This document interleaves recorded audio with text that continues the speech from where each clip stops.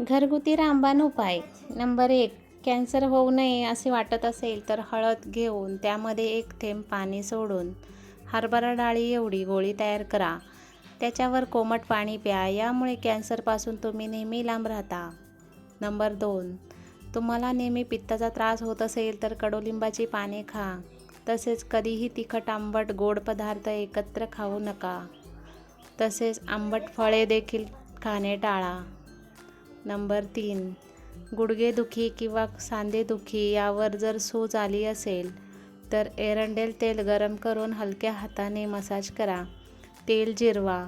याने पायांवरील सूज कमी होऊन हाडे दुखणे देखील थांबतात. नंबर 4.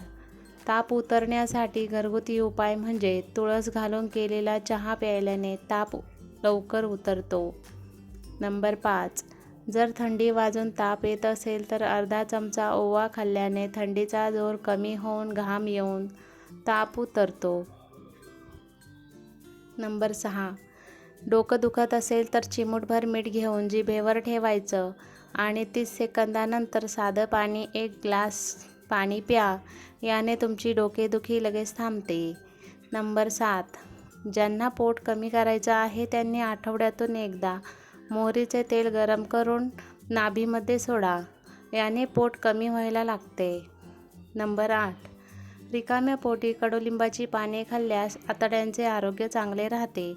तसेच रिकाम्या पोटी कडुलिंबाच्या पानांचे सेवन केल्याने यकृत निरोगी राहते. नंबर 9. साबुदाणा खाण्याचा आणखी एक चांगला फायदा म्हणजे त्यात ग्लुटेन नसते. साबुदाणा हाडे आणि दात मजबूत करण्यास मदत करतात. तसेच लोहाची कमतरता कमी असेल तर साबुदाणा खूप फायदेशीर ठरतो. नंबर 10.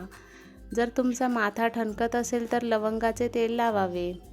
अशाच घरगुती उपाय बघण्यासाठी चॅनलला सबस्क्राईब करा आणि व्हिडिओ आवडला असेल तर व्हिडिओला लाईक करा. असाच तुमचा आशीर्वाद राहू द्या. धन्यवाद.